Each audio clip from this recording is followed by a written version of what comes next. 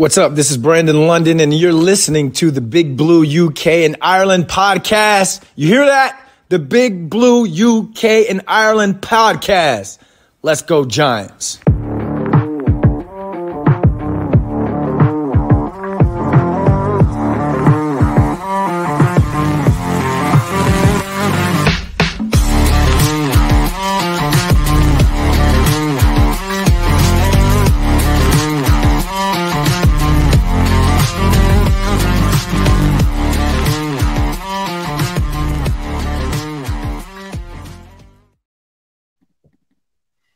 Welcome back, Giants fans, to the latest edition of the Big Blue UK and Ireland podcast in association with Andy's Man Club. Lads, it's okay to talk. This time we are currently 100% British, but absolutely still 100% Giants. We will be slightly different shortly, as we all got a very special guest coming up for you any minute now. It's Dan, Shane and producer Craig back with you as it stands right at the moment to bring you, like I said, that very special guest. We've got the pleasure of inviting and being joined by ex-Giants and Cardinals offensive lineman Justin Pugh. So we've got that interview to look forward to, which is coming up right about now. All right, welcome to the Big Blue UK and Ireland podcast. Ex-Giants and Cardinals offensive lineman Justin Pugh. Good evening or good afternoon for you. How are you doing, buddy? It's great to have you on. It's great to have you on. What time is it where you guys are at? It's 3 p.m. for me, so it's just late afternoon. It is coming up 11 p.m. for us, so it's fairly late in the evening, but we don't mind staying on too late. I appreciate you guys. I don't realize that no one cares about the West Coast of the United States. It's the UK and the East Coast of the United States that have the time zone. So I really got to get that figured out for you. It's all good. I mean, you wouldn't think the league is based in LA on the West Coast, right? Exactly. But no, it's great to have you on. Really appreciate your time and taking the time to come on and chat with us because, you know, we're all huge fans of the Giants and obviously you've been an ex-player of the team and it's a pleasure to have you on and speak to you, man. Yeah, man, I love my time in New York. So, and I was over we played at Twickenham in 2016, I believe it was. Yeah. And I need to get back. I need to get back out there. I need to get back and play some of the golf courses, try some of the food, experience the culture a little bit more. So I'll be hitting you guys up when that day comes. Feel free to. Absolutely.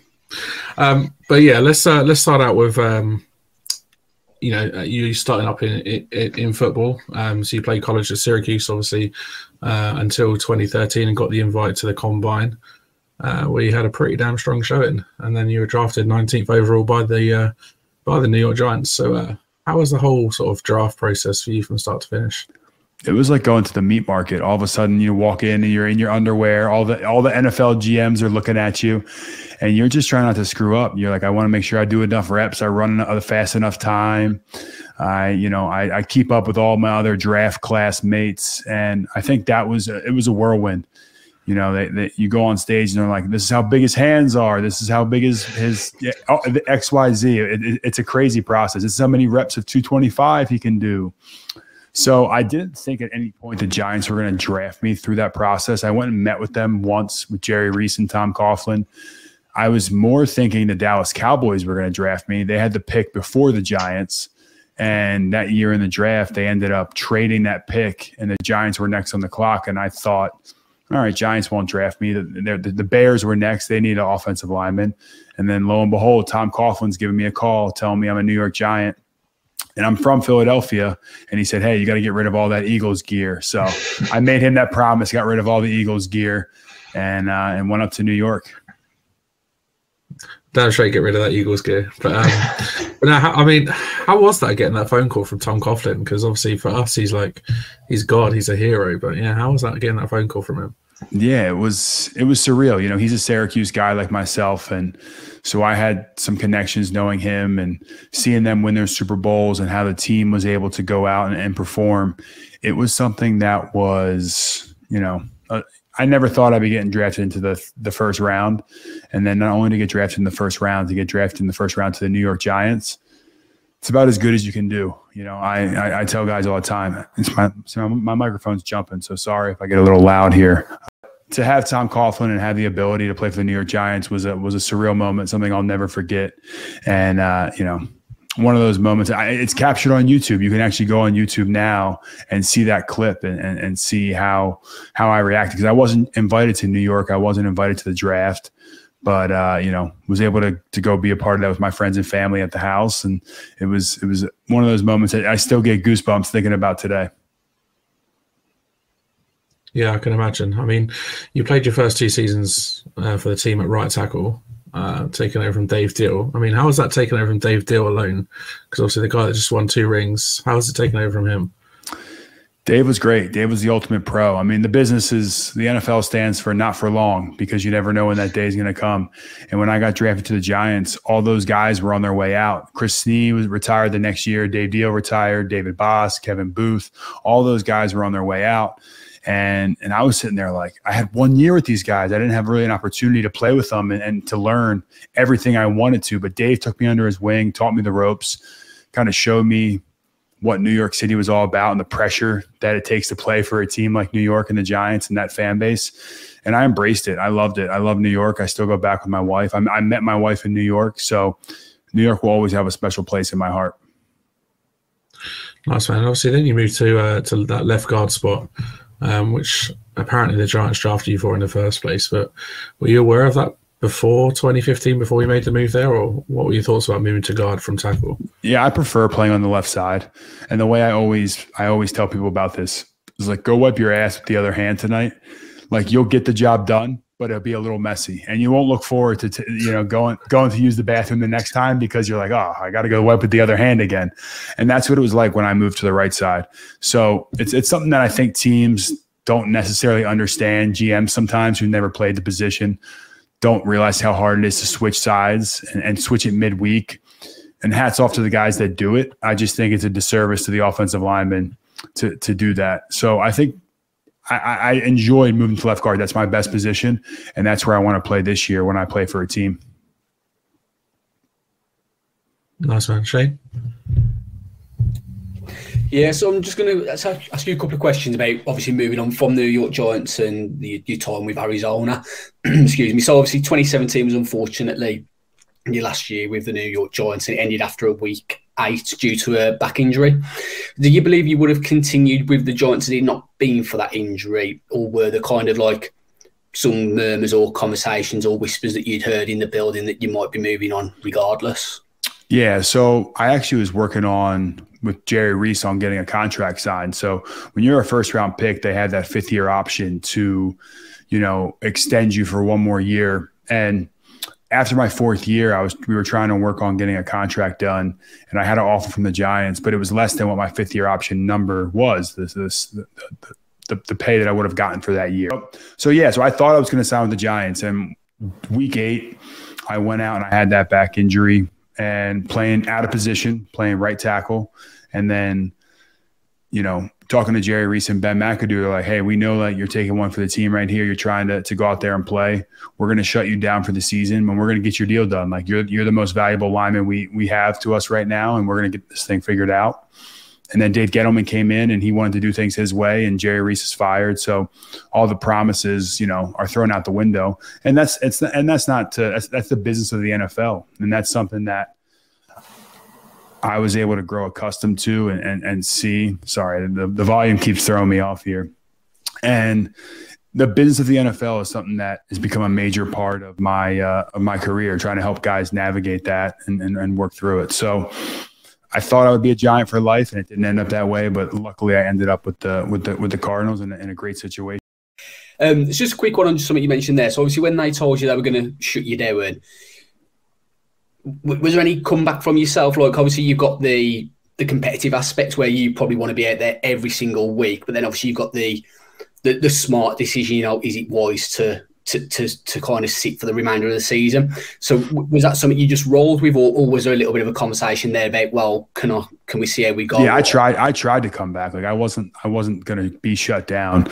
So the game I got hurt in was against the Denver Broncos, McAdoo's last year, and they moved me to right tackle. We're playing Von Miller, and I actually ended up getting the game ball. So, like, on Sunday Night Football, like, I think it was Mike Tirico and those guys. Like, when do you ever see a right tackle or a guard get the game ball on Sunday Night Football.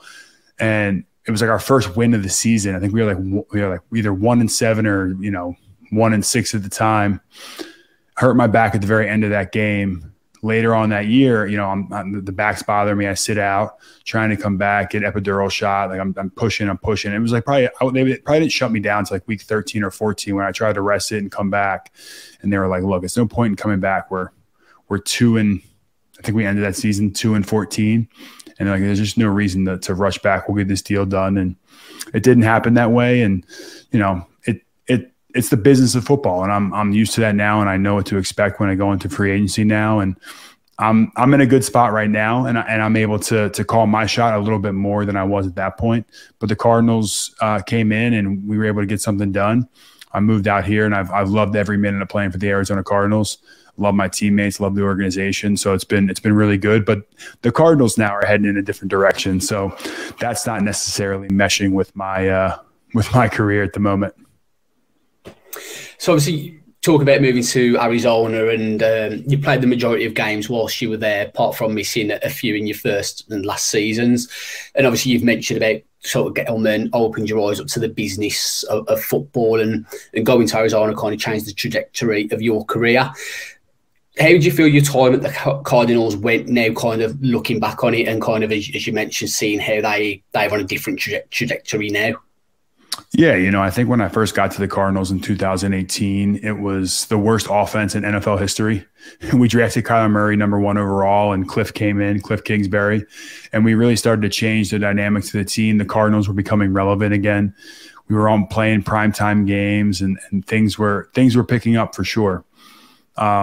We started out 8-0 2 seasons ago. We were the talk of the NFL. Everyone was saying Kyler for MVP, and we were going to make a run in the playoffs, and things didn't go our way. And last year was, a tough year. We had a lot of injuries. Kyler gets hurt. I got hurt. Zach Ertz got hurt. Things started to fall apart a little bit. GM got fired. Head coach got fired. And here I am again hitting free agency after those things happening. But I'm prepared for it this time. I've been playing 10 years. I don't necessarily have to play football. I want to play football at this point, which is a huge relief. I can go out there and play free.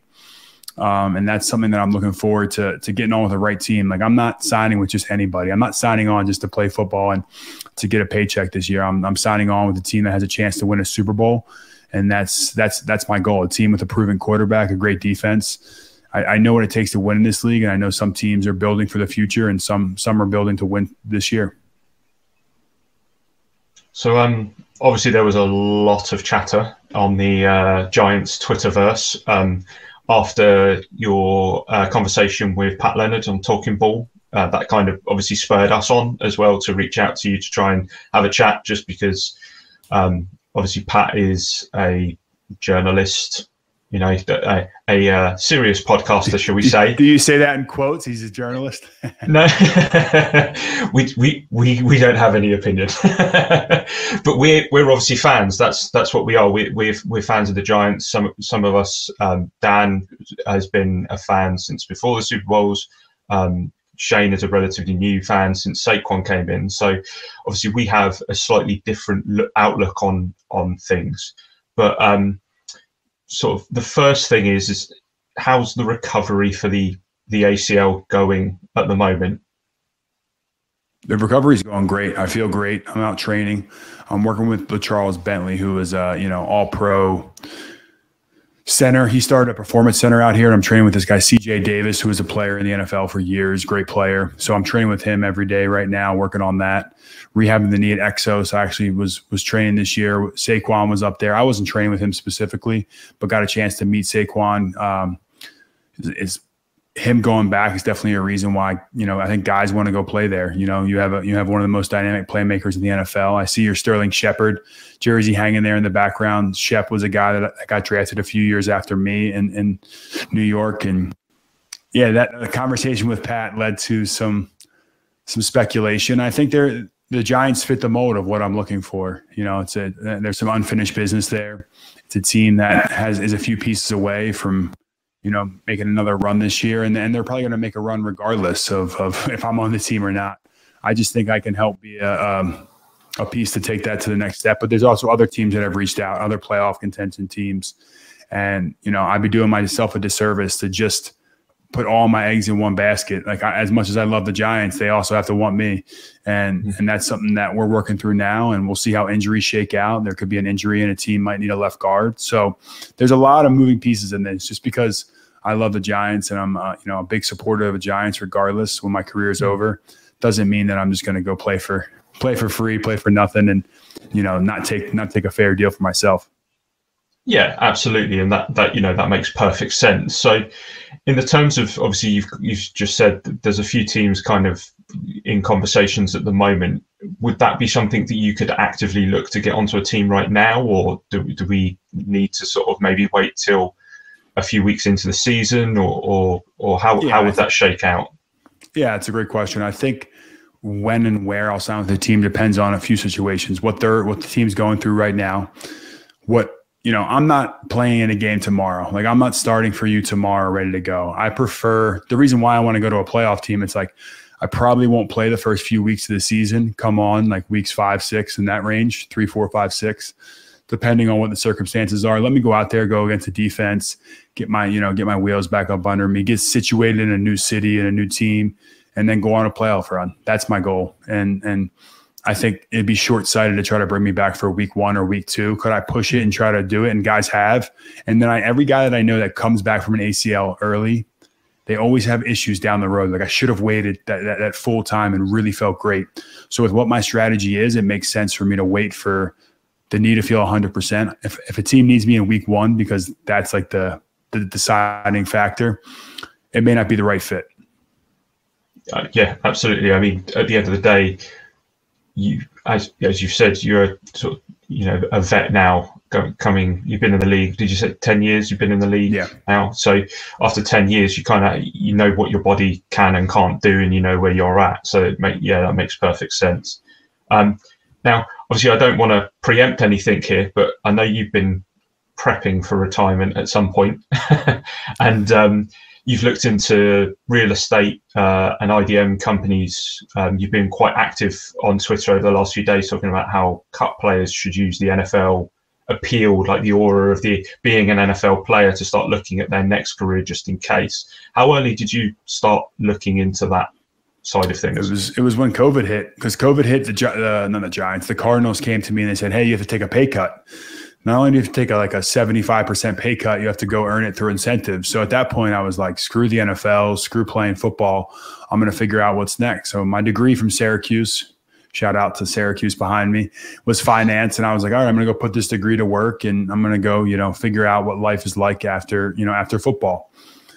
I calmed down a little bit. I humbled myself, and I was like, you know what? You can't make the kind of the money you can in the NFL. So let me swallow my pride and shut up and get back out there. But it really started to get my brain thinking about what was next. And I found a company out here in Phoenix that does ground up development. They build apartments, they build industrial warehouse spaces and things that don't sound very exciting, but it's the development game in real estate is very similar to the offensive line game. You have a bunch of different people from a bunch of different walks of life, all trying to figure out a common goal. And the thing that I think makes me great on the field is, I'm a leader. I rally the guys. They always call me the glue guy, because I do O-line dinners at my house every Thursday. I get to know everyone. I get to know their wives, their kids. And that's what makes a great offensive line. When you play like this, the issue that I remember when I was in New York with the Giants, we played like this. We had 5 guys out there. We were all talented.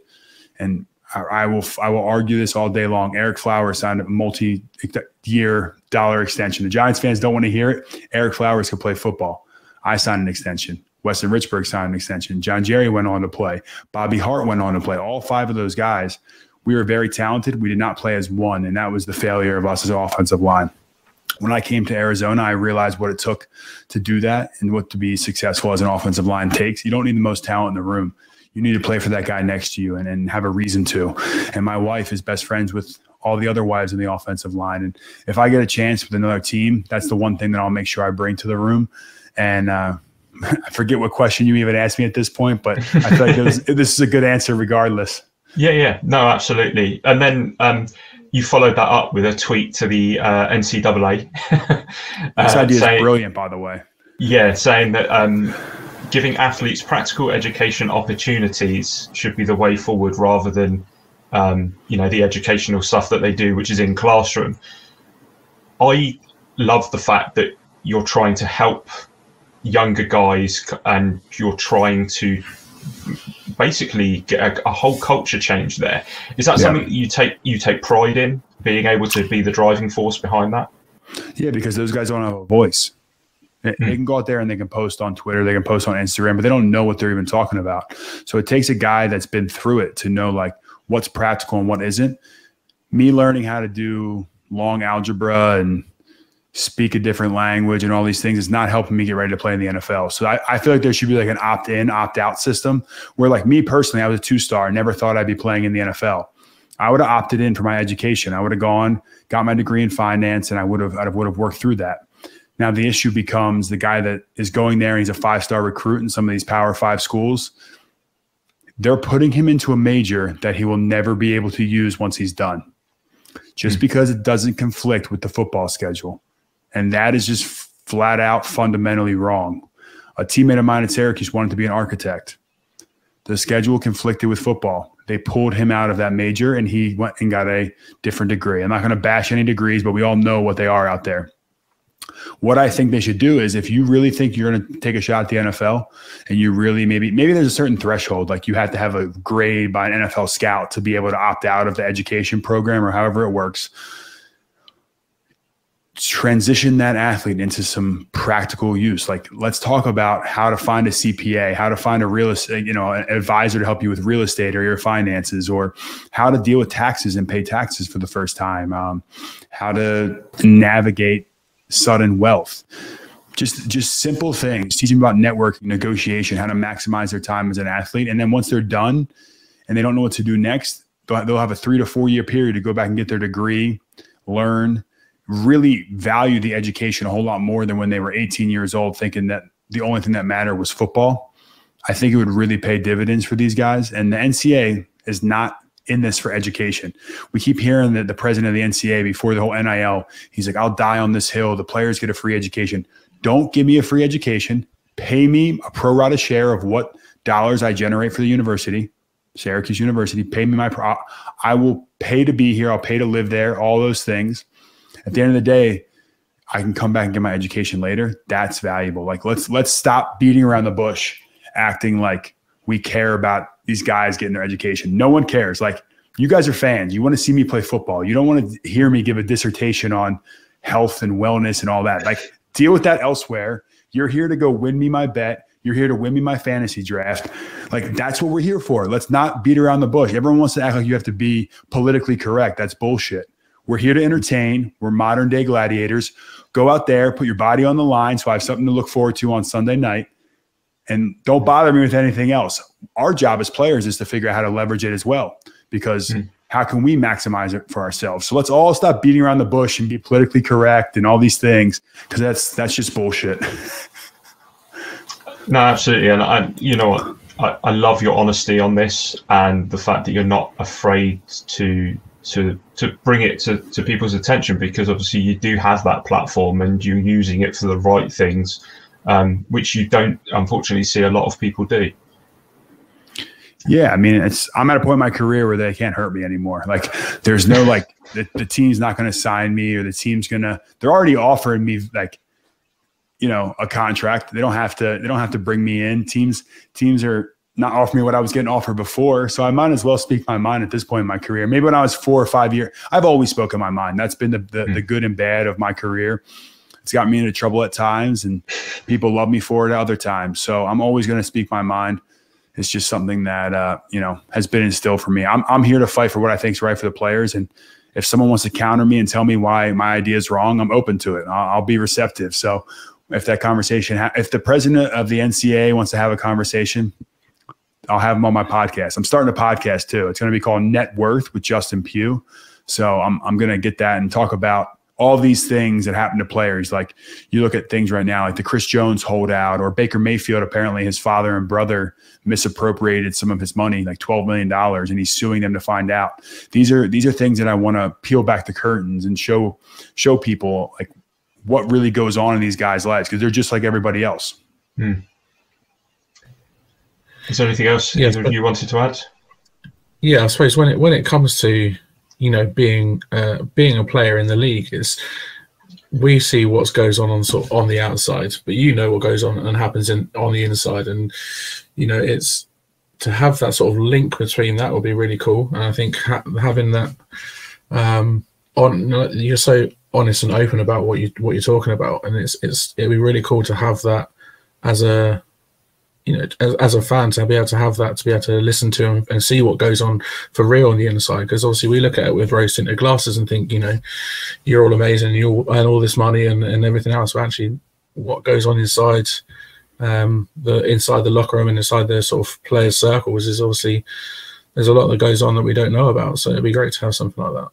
Yeah, I think I saw something somewhere that like 70% of NFL players go broke. There was some crazy statistic like that. So if I can make it, you know, 65% and just help out a little bit, that's a win for me. Yeah, man. I think like granted, you get paid a lot of money to do the job you do, but you're putting your body on the line week in, week out, you know, and you have done for the last 10 years. So, you know, you've earned that money fair and square. But when, like you said, the NFL stands for not for long, when it comes to the end of your career and, you know, you're not getting those game checks anymore, you got to think of, where is that income coming from? And well, that is the number one point that I try to make to people. Granted, I'm in the 1% of the 1% because the average career is 2.5 years. Those guys are league minimum practice squad guys like Justin Pugh, the Saquon Barkleys, the Sterling Shepherds, the Eli Mannings, like those guys that have played a long career. Eli's even in the next 4% up than me, but you get what I'm saying. The issue is when you go from making nothing, like my mom's a school teacher, my stepdad worked construction his whole life. I didn't know, I never was around that kind of money. So all of a sudden I got drafted in the first round, got a couple $1 million. Now all of a sudden my lifestyle jumps up. I'm driving a nicer car. I'm spending, like, you know what I mean? So all of a sudden income goes to zero. The lifestyle is still here. This is how guys go broke. You guys can look at the same thing in your everyday lives. As soon as you start making more money, you increase lifestyle. I never learned the value of a dollar because no one ever taught me the value of a dollar because I was always pushed because of football. So this gap right here is how guys go broke. I don't care how much money you have or how little. The more you get, the more you'll spend. And then as soon as you're making zero, it evaporates very, very quickly. And that's why we have I guess there's a 70%. That percentage could be wrong, but I saw that somewhere yesterday and that was just appalling to me. Yes, it's a pretty shocking statistic, I think. And, you know, you've got to think about your future, not just your future, but your family's future as well. You know, and where is that nicer? Where is that next paycheck coming from? So, you know, what you said about, you know, the fact that the NCAA needs to do something about and teaching players about how to, you know, use finance and practical education and things like that. You know, it's so true and so honest, and they do need to do something about it because coming out of college. I think we even need it in our high schools and our primary schools. Like we should be taught that early on too, because I don't care if you go to the NFL or not. You need to know these skills, like how to manage your credit card and how to get a mortgage and just simple things that like everyone now all of a sudden I have to read about it in the newspapers and try to figure it out now. That's wild. So I think, and it's the same here as well. To be fair, I mean, you only know about finance if you study finance in high school and college. If you don't study that, then you don't know anything about it, and you have to sort of self-teach yourself. But you know, it's crazy. So let me ask you guys a question. I'm going to flip the script. This is now I'm taking over the podcast. You guys are the guests. Go for it. How did you guys end up Giants fans? Because, you know, when we came over and we played, there was fans. People cheered on the Giants. Like we were playing the Rams. And the Rams had 0 fans, which made sense to me. I figured New York, because of our close proximity, that was part of the reason. But there was jerseys of all over the place. Like, how do you guys view football over there compared to American football compared to traditional football? Who wants to start? Should we go youngest to oldest in the terms of supporting? So we'll let Shane go first. Yeah, so for me, like originally I got into American football, like watching it working shifts. So I'll get home at like 2 a.m. There's not really much on sports-wise, so I'd have a look through and the NFL would be on. Well, I have to admit, and I'm always open about this, I did originally try and kind of support the Carolina Panthers, but I just felt kind of no affiliation to them. And because who cares about the Panthers? Yes. And like, if quite a few people had said to me, like, your team, the team you end up supporting will pick you rather than you picking them, and I didn't know what it meant. And then I was lucky enough to be there in 2016, got to see like the Landon Collins pick 6, which was immense. And I just started to feel this like natural progression towards the Giants. My favourite soccer team plays in blue and white as well. They won a Super Bowl. Who's that? West Bromwich Albion. You probably never heard of them. Well, I need a team, man. I need to come over. Like I was telling you guys on Twitter, I was like, I need to get over there, get some golf, go to a real sporting event over there. I went to I was in Paris for my honeymoon, and we went to the French Cup, and it was the most impressive fan experience. The fans didn't stop cheering the entire time. And then someone said, well, you have to get to an English Premier League game before you do your final rankings of how crazy I think the fans are crazy in Seattle. And then when I saw that lighting off like smoke bombs, passing like torches, jumping, the whole stadium was rocking. So I'm a free agent right now. I need a team in the UK right now. I'll go Champions League. I'll go Premier League. You guys let me know. I'll hop on a bandwagon. I'll tell you that much. Yeah, I mean, there's nothing like being especially an away fan at a soccer game. Like, I mean, some of the chants that you hear, like, you'd never get away with it in the NFL. They'd just get kicked out, or they'd shut it down. They'd be like, no fans are allowed in here. Some of the things that kind of get chanting in soccer is absolutely ridiculous. I love it. I love it because the fans is what makes it, and that's where there's a little. I want to battle for both sides because NFL players get all worked up, like, oh, the fans are riding me. And like, yeah, Twitter is crazy. People will say some crazy shit and get away with it because they can have an anonymous account. But at the same time, the fans is what makes it so great. Like a New York Giants, Philadelphia Eagles rivalry and the madness that ensues that week is what makes the game so amazing. The fantasy football, the lengths at which people will go to participate in fantasy football and have the if you lose, the things you have to do. I've seen crazy things out there, and gambling. Like people want to shy away from gambling. Gambling is what makes it a crappy game with the two worst teams in the NFL on a Thursday night interesting. And that's all those things are why people love the players and why quarterbacks get so much heat. It's because you touch the ball every play, and there's some guy who just bet his check for the week on you, and he needs you to throw a touchdown to win his fantasy or win that bet. That's what it's all about. I was also in Italy. I did Rome and Paris for my honeymoon, and I was in the Colosseum. They used to kill people for sport. Like, and deep down, like we love to see and be entertained. And that's the other thing I always get away with. Like I'm trading my health for money, for entertainment. Like it's a big trade-off. Like this is what we're doing for money. Like I'm blowing out my ACL so you guys have something to cheer for. So I don't feel bad when I get money, and I'm not gonna sit here and say I didn't earn every dollar. But at the same time, if I play like shit, you guys have the right to call me on it because you're paying your money to watch and cheer for that team. So it's an ecosystem. We all have a role to play. Yeah, definitely. And look, I gotta be honest. Like some of the things that NFL players get tweeted at, that's the kind of things that you get at soccer matches, but you get 2,500, 3,000 fans all chanting it at once at the same player. So it's just like absolutely unreal. But yeah, just like wrapping up with me being a Giants fan, the kind of like final thing that kind of made it kind of official. I'm a Penn State fan. So having watched Saquon Barkley for a few years, then get drafted to the New York Giants, and it was just a case of for me, like, yeah, okay, my team's chosen me.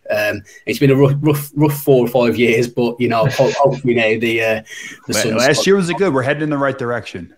Yeah, exactly. I'm still a Giants fan, and regardless of where I go play, the Giants gave me opportunity. They changed my life forever, so I'll always be a Giant. I'll always be supportive, but I'm also going to always support the Cardinals. Like they changed my life, so that's something as a player. Like even when I go play, unless I'm playing for like a rival, I'm always pulling for the Giants to do well. Because I know so many of those fans. All those fans are like friends and family, and I know there's so much meaning for those folks that I cheer for them all the time. I mean, mine was a bit different. Now, this as a caveat before this, Dan and me have known each other since we were seven. So coming up to 30 years.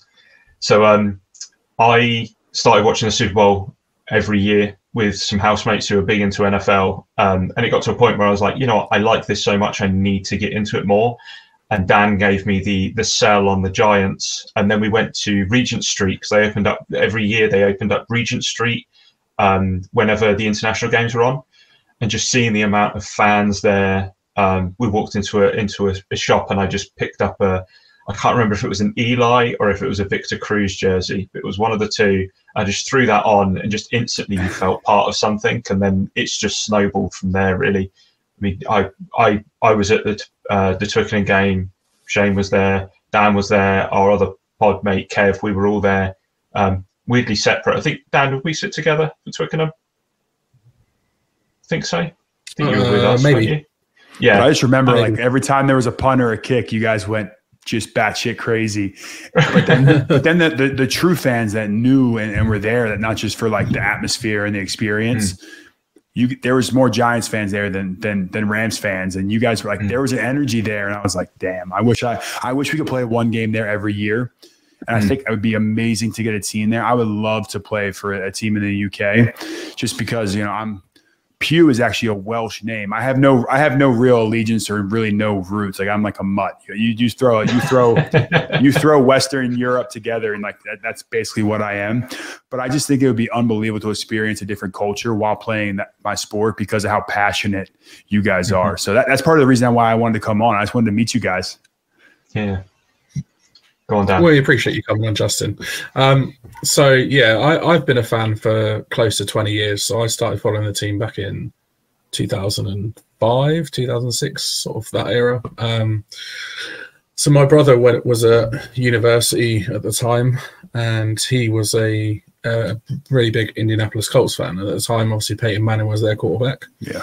And obviously the Giants had not long drafted, in 2004 had drafted or traded for Eli Manning, who was Peyton's brother. And obviously my brother being older, he talked to me about the sport, got me into sort of watching it on Channel 4 on Sunday nights, I think it was. And, started to love the game, started to enjoy the game. And I thought, quite a cool connotation. Eli's Peyton's younger brother, plays for the Giants. I love New York anyway. So, yeah, the Giants were my team from then on. And you are 18 Eli. years. You are the Eli, the UK Eli.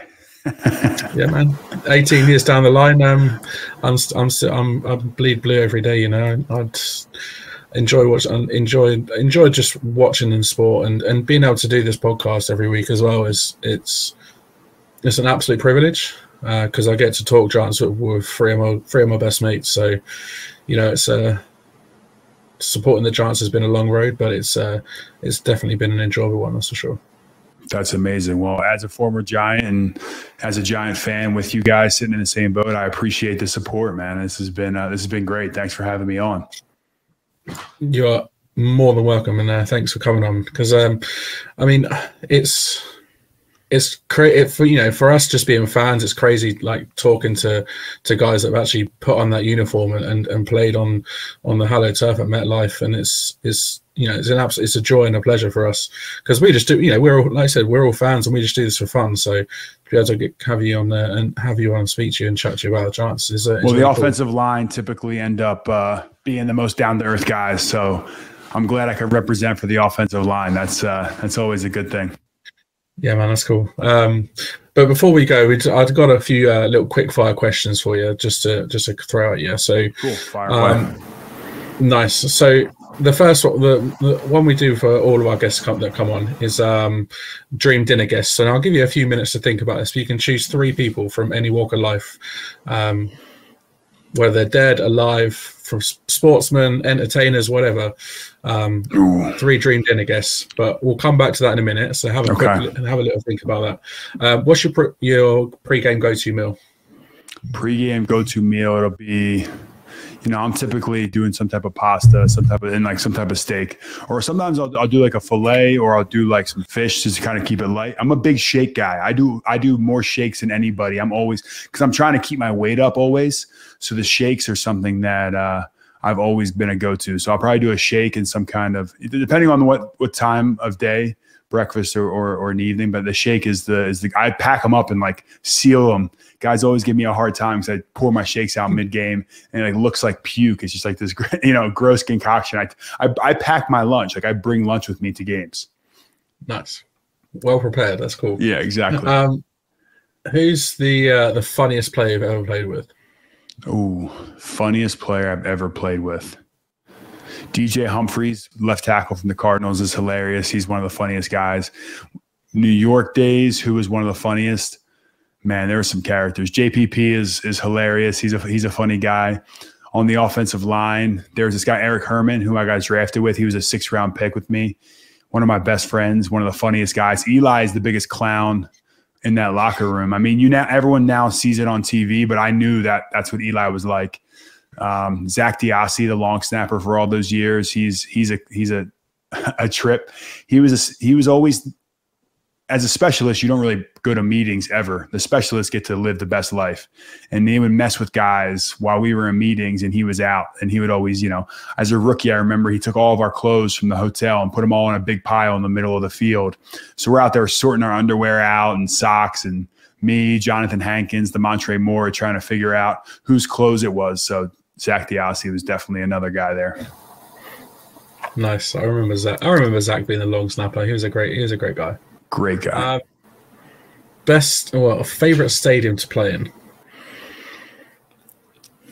So I was looking forward when I came back to MetLife to play as a opposing player. I love that, coming back home to play in that stadium. But my favorite to play in, probably Seattle is probably one of my favorites. It has a college football atmosphere. It's just crazy. The fans there go nuts. Another one is Green Bay. Green Bay is a great place to play. There's just so much history. It's like, a staple in the NFL. So those 2 stadiums are probably my favorite to play in. Nice. I think Lambeau Field's on my bucket list to go to. That's for sure. You have to. They got some great beer out there. I didn't get to try the beer, but my family, they have like this Spotted Cow beer that's supposed to be unbelievable. So I think the next time the Giants play, you have to make a trip. Might have to do that. All right. Least favorite stadium to play in? Philly, because Philly is raucous. Philly is wild. I grew up in Philly. Like, those fans are ruthless. You talk about some of the soccer chants and things like that. That's Philly to a T. Like, if you could play for Philly, that's the best stadium in the NFL to play for. But if you're an opposing guy, that is the worst stadium to play for, because they just, especially a Giant as well. As a Giant, I'm a local guy. I'm from Philadelphia, but that's the one thing too. If to play for the Eagles and play in that stadium, those fans are something else. Those fans put the pressure on, but they're amazing when they're on your side, and they're tough when they're against you. Which has been my whole career. They've been against me my whole career, so it's been tough. Yeah, true. Even though you're from the area, they don't care. Oh, you put an opposing uniform on, they don't care. Exactly. Favorite other sports teams? Ooh, favorite other sports teams. So I love the other New York teams because they've always supported me. I had a great relationship with the Knicks and the Rangers when I was there. So I went to a lot of Knicks and Rangers games. The Yankees let me throw out the first pitch when I first got drafted. Like, that's an all-time moment to throw out a first pitch. I played in Yankee Stadium when I was at Syracuse in our bowl games. So I got to be in Derek Jeter's locker, got to throw out a first pitch. So I cheer for the Yankees. I'm from Philly, so I still cheer for my Phillies. Basketball wise, I'm out here in the desert with the Suns, and the Suns have been pretty good these past few years. So I cheer for them.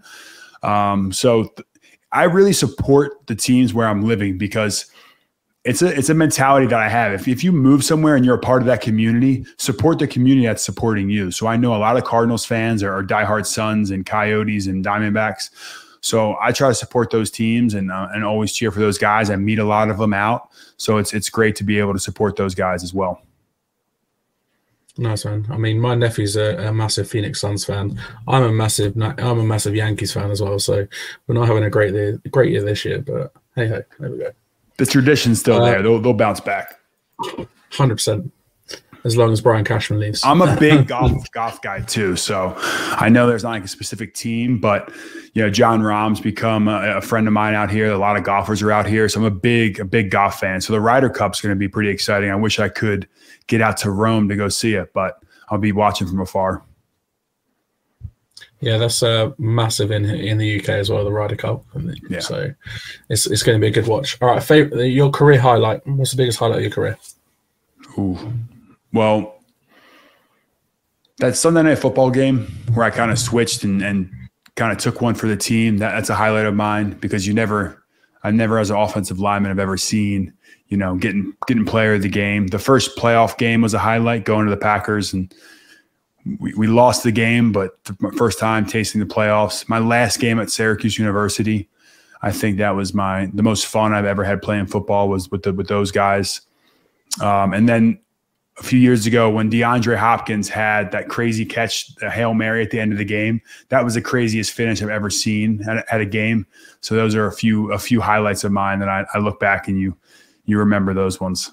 And my first game ever against the Dallas Cowboys, starting at right tackle, and I look up and DeMarcus Ware is lined up across from me.